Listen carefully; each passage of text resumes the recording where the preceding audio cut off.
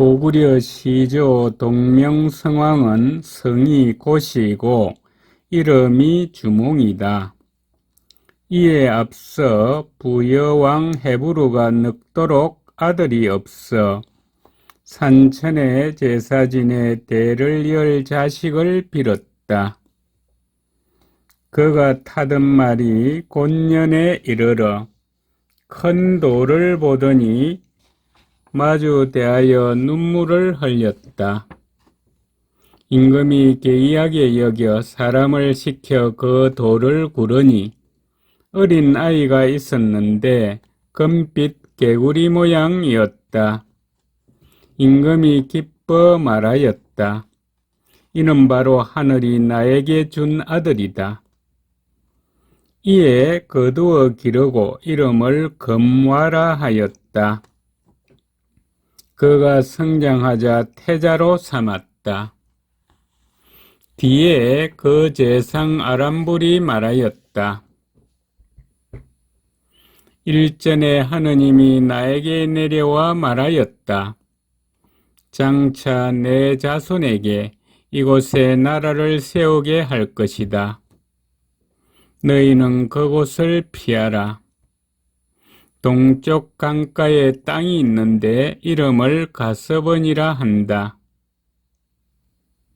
땅이 기름져 오곡이 알맞으니 도읍을 정할 만하다. 아람불은 마침내 임금에게 권하여 그곳으로 도읍을 옮기게 하고 나라 이름을 동부여라 하였다.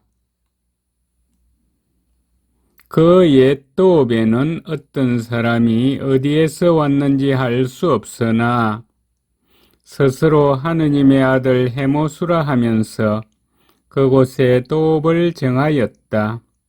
헤부르가 죽자 금화가 왕위를 이었다.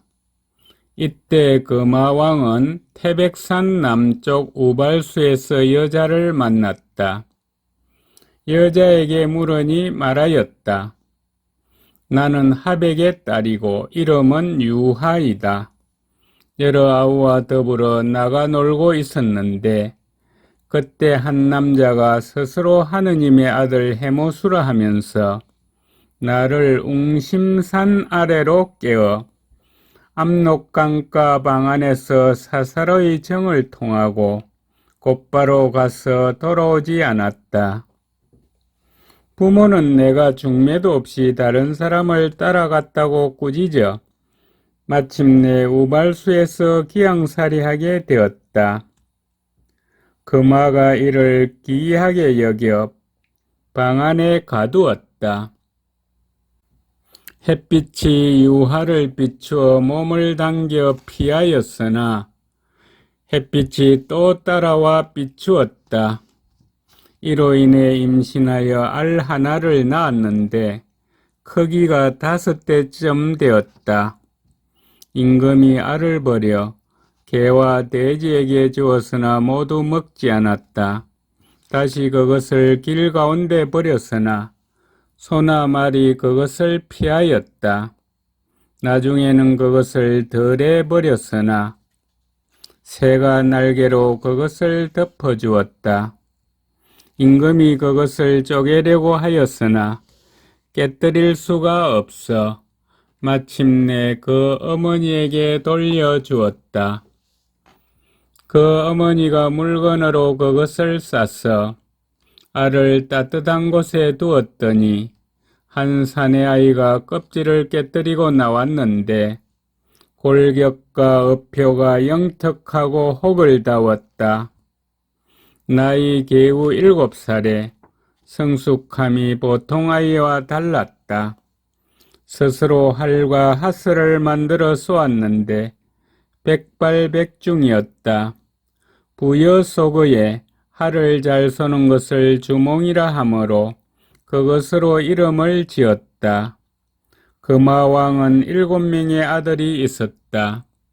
늘 주몽과 더불어 놀았는데 그 재주와 능력이 모두 주몽에 미치지 못하였다. 그 맏아들 대소가 임금에게 말하였다. 주몽은 사람이 낳은 자가 아니고 그 사람됨이 용감하다. 만약 일찍 도모하지 않으면 후환이 있을까 두렵다. 청컨대 그를 없애라. 임금이 듣지 않고 그에게 말을 기르게 하였다. 주몽이 빠른 말을 알아보고 먹이를 줄여 야이게 하고 둔한 말은 잘 먹여 살찌게 하였다. 임금은 살찐 말을 자신이 타고 야인 말을 주몽에게 주었다.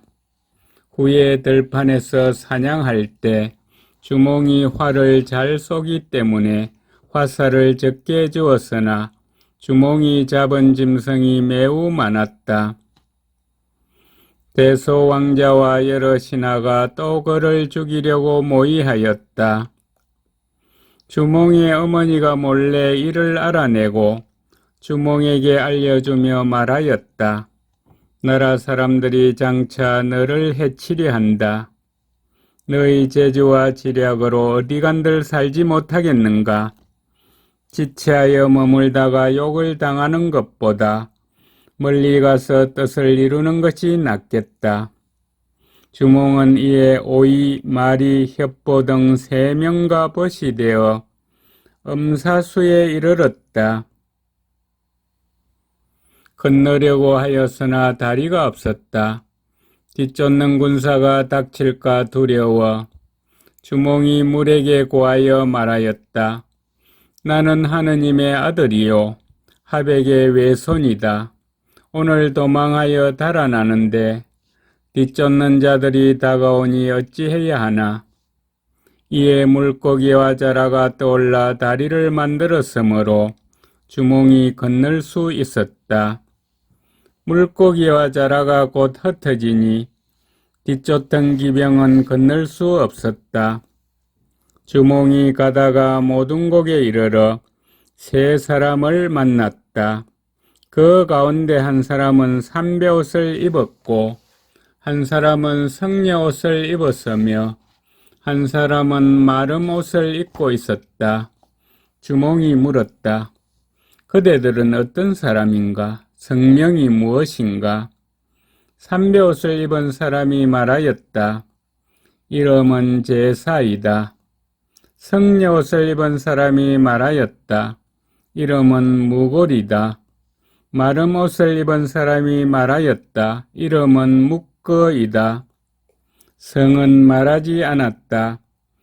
주몽은 제사에게 극시, 무골에게 중실시, 묵거에게 소실시라는 성을 주었다.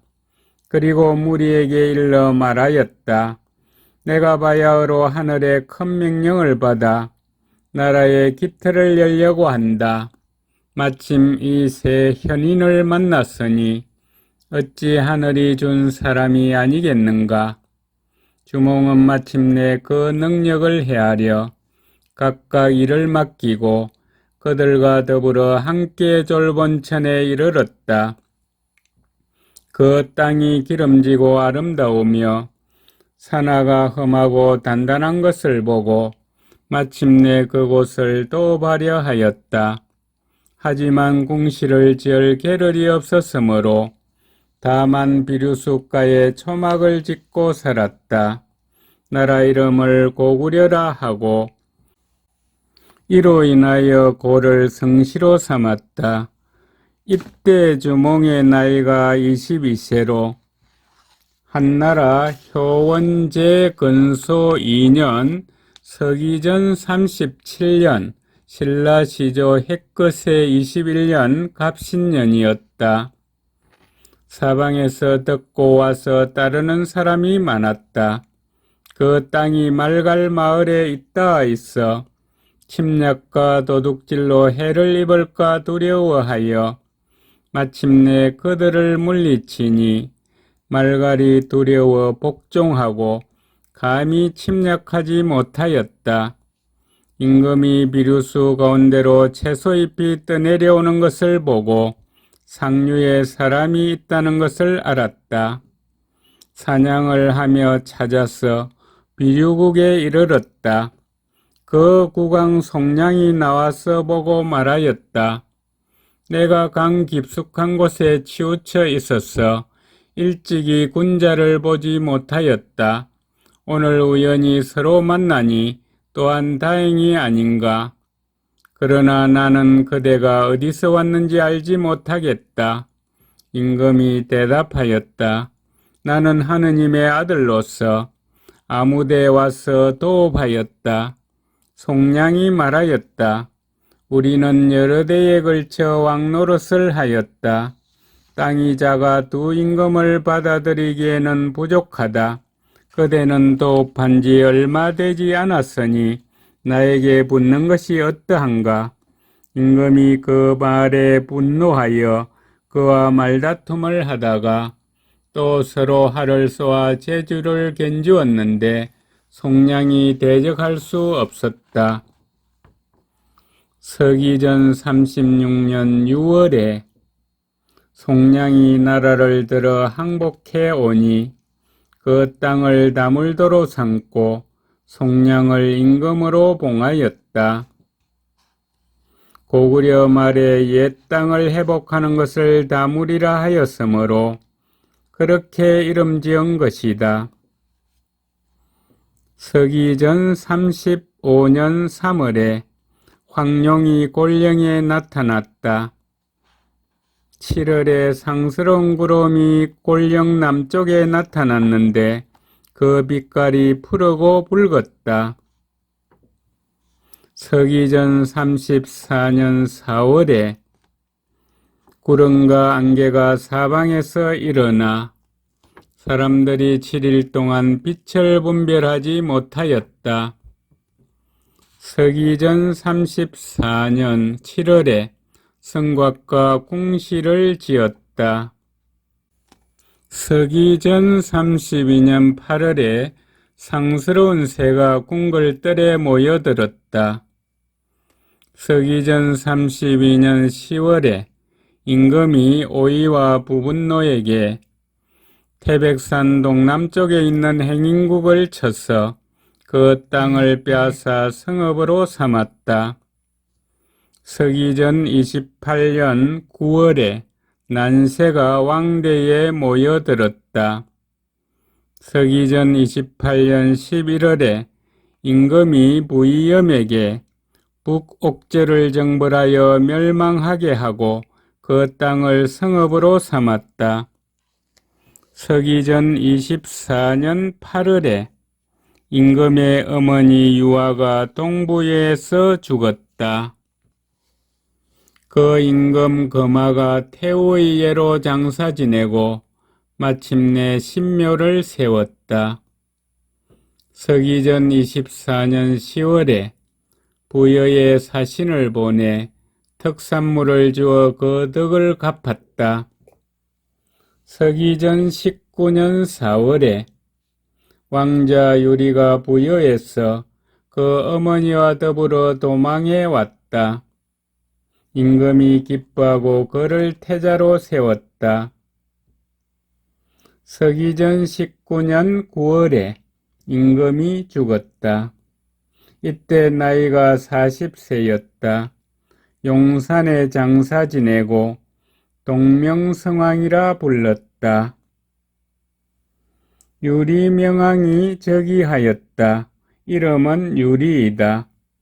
혹은 유류라고도 한다. 주몽의 맏아들이고 어머니는 예시이다. 처음 주몽이 부여에 있었을 때 예시의 딸에게 장가들어 아이를 배웠다. 주몽이 떠나온 뒤 태어났으니 이 아이가 유리이다. 어릴 때 길가에 나가 놀다가 참새를 쏘려다 잘못하여 물깃는 부인의 항아리를 깨뜨렸다.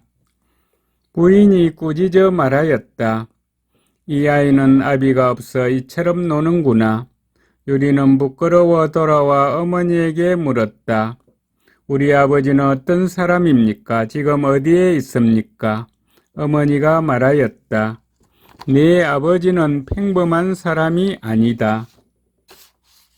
나라에 용납되지 못하여 남쪽 땅으로 달아나서 나라를 열고 임금이라 칭하였다.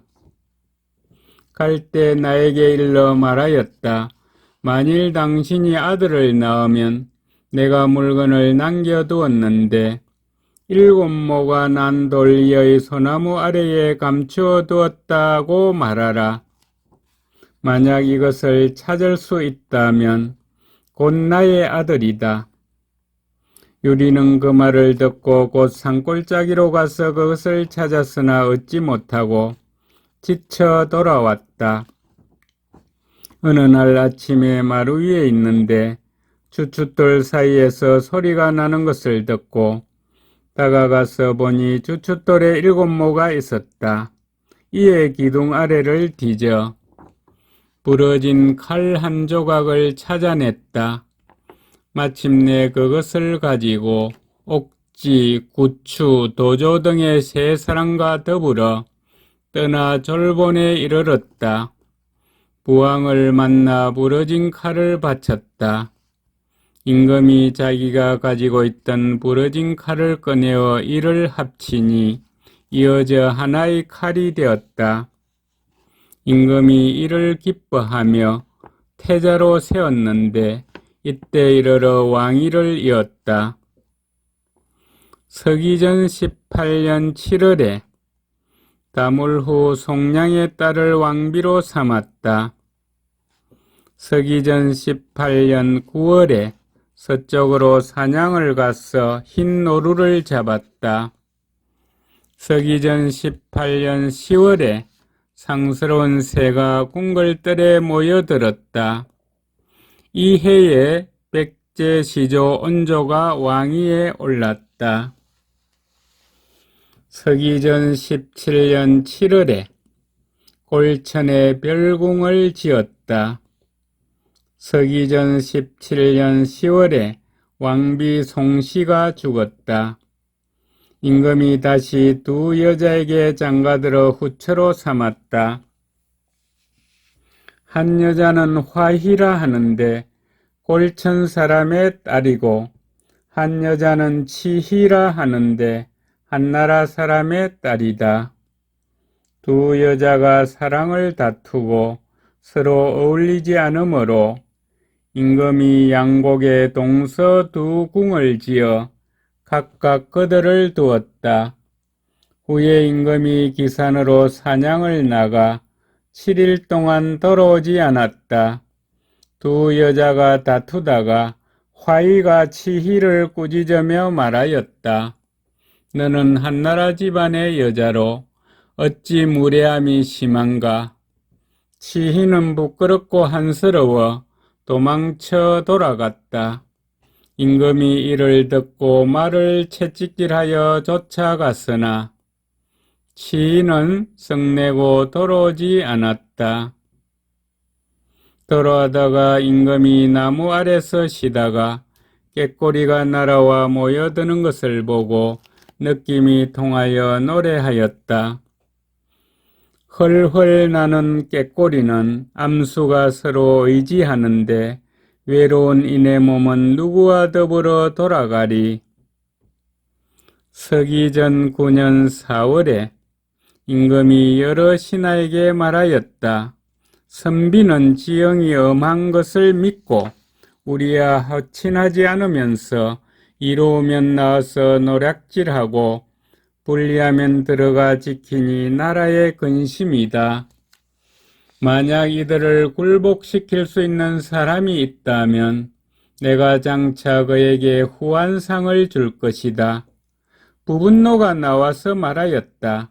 선비는 지형이 험하고 수비가 단단한 나라로 사람들이 용감하나 어리석음으로 힘으로 싸우기는 어렵고 깨로 굴복시키기는 쉽다. 임금이 말하였다. 그러면 어찌해야 하는가? 부분노가 답하였다.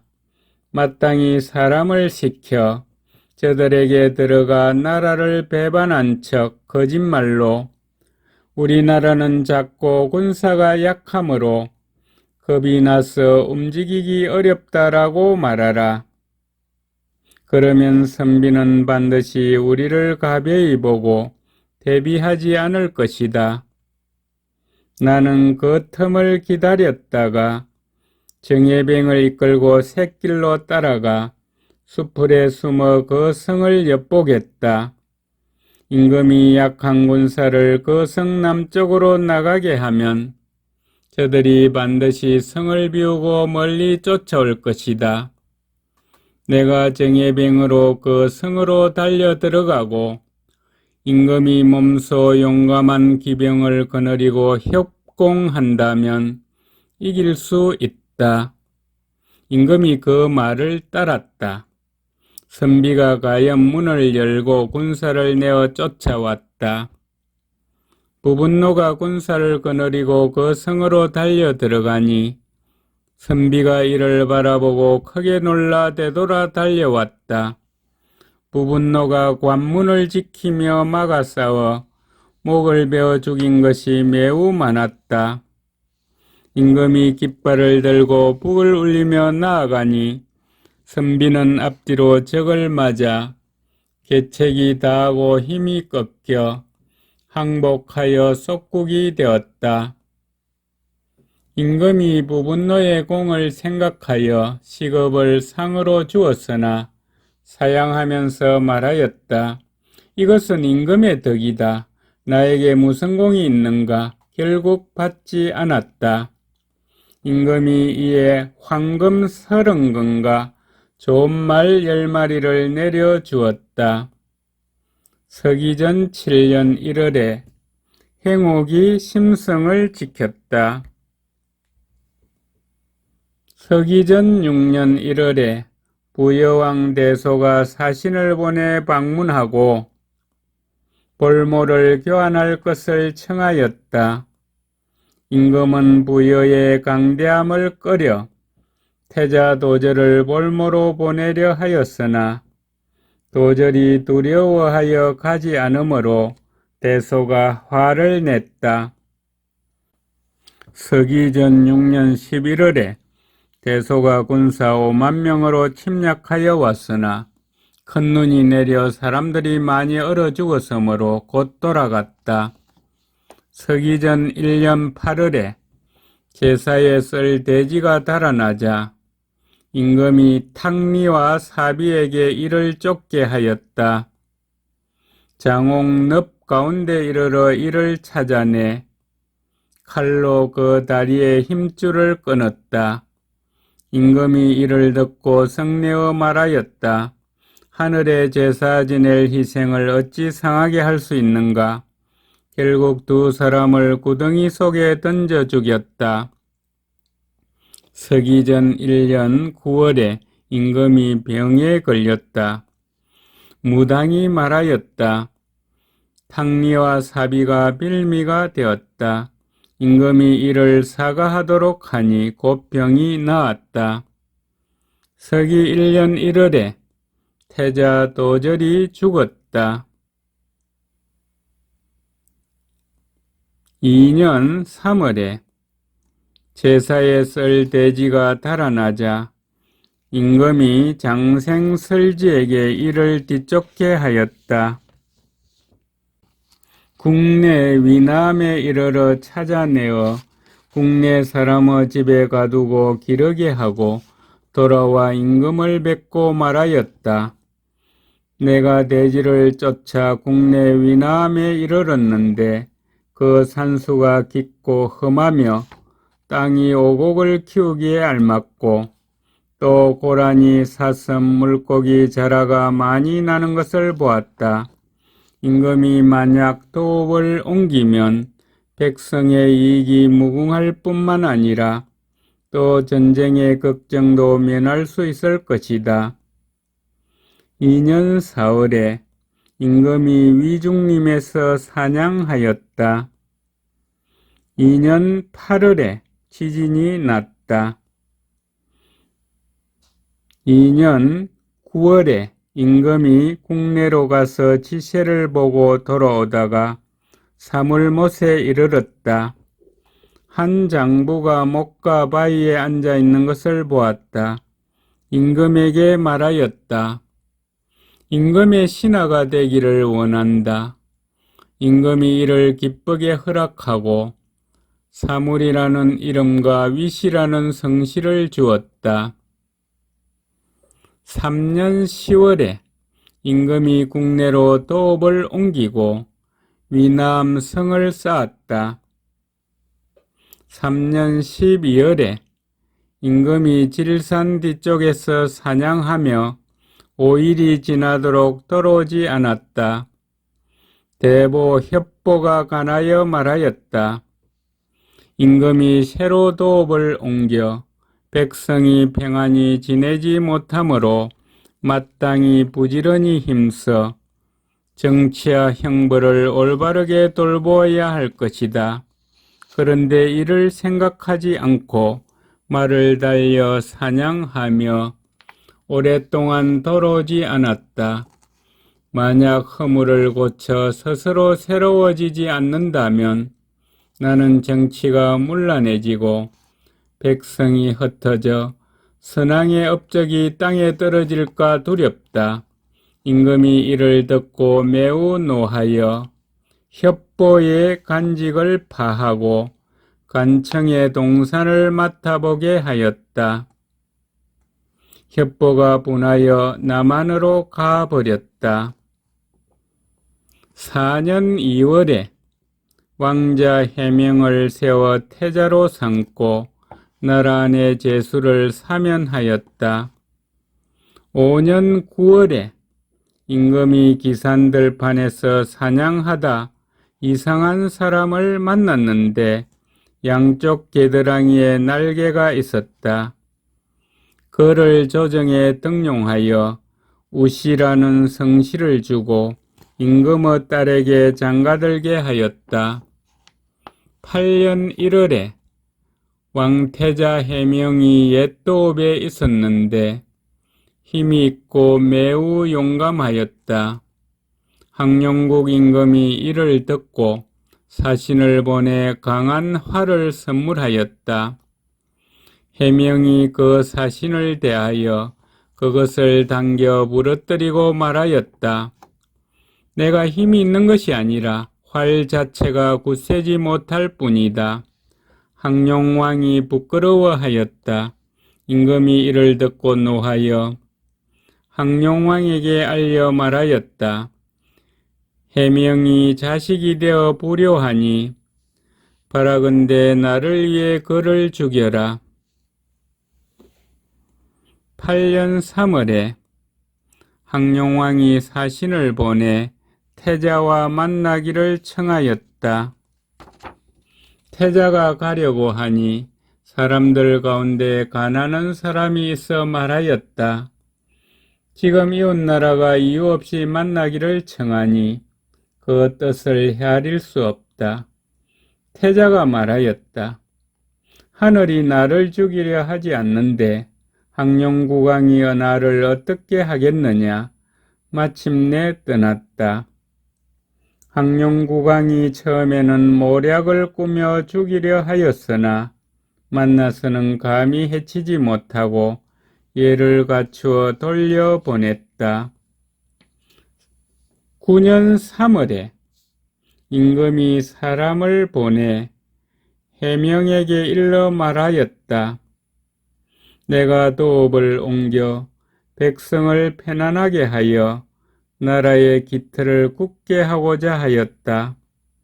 너는 나를 따르지 않으며 굳센 힘을 믿고 이웃나라와 원한을 맺으니 자식된 도리가 어찌 이와 같은가. 이에 칼을 주어 스스로 목숨을 끊게 하였다. 태자가 곧 스스로 목숨을 끊으려 하자 어떤 이가 그를 말리며 말하였다.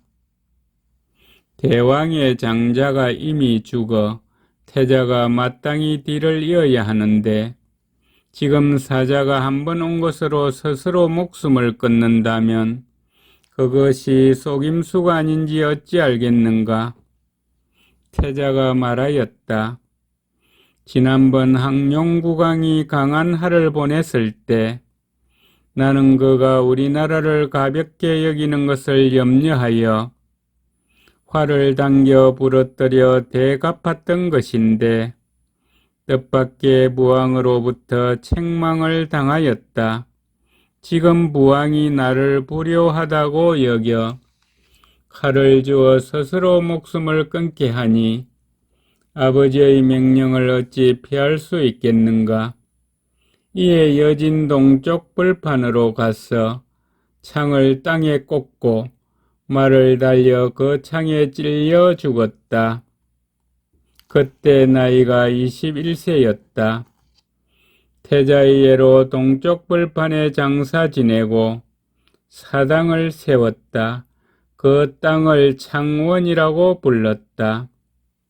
9년 8월에 부여왕 대소의 사신이 와서 임금을 꾸짖으며 말하였다.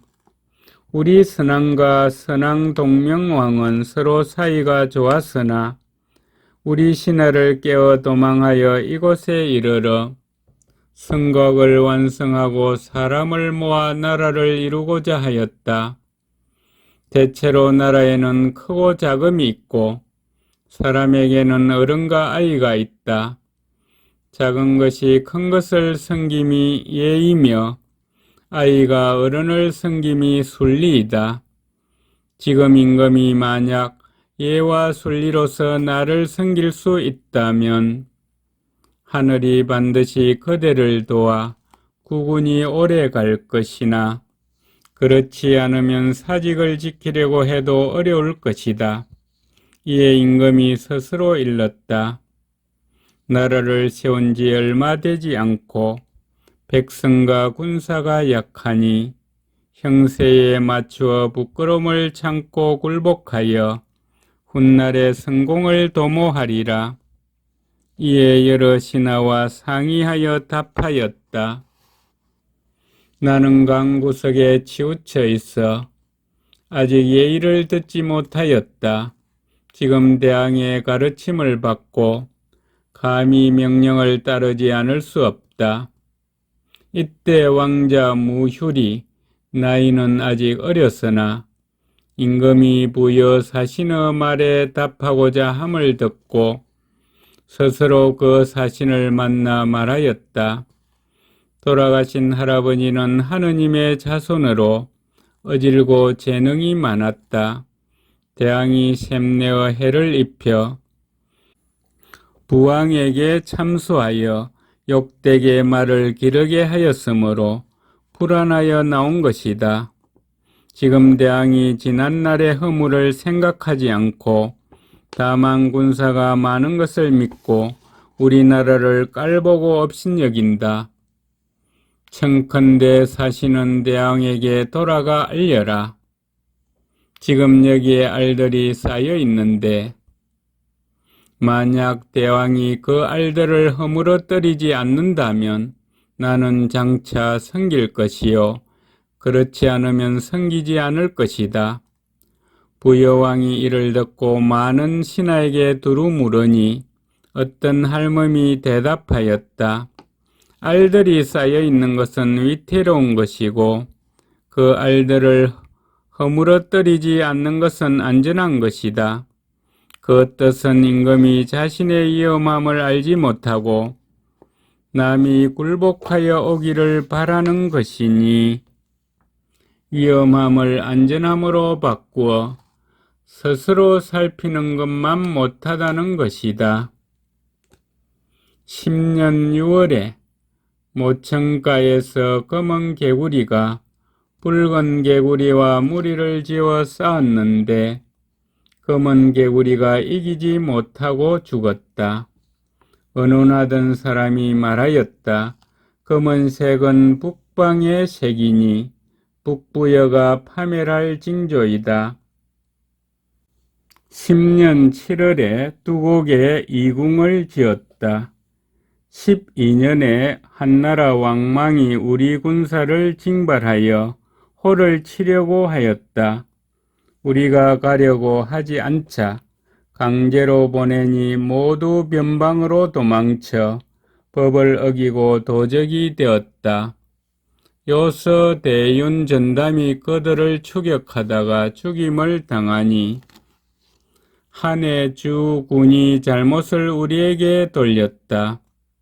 음우가 왕망에게 아뢰어 말하였다. 매긴이 법을 어겼으나 마땅히 주군에게 그들을 위로하여 편안하게 하여야 한다.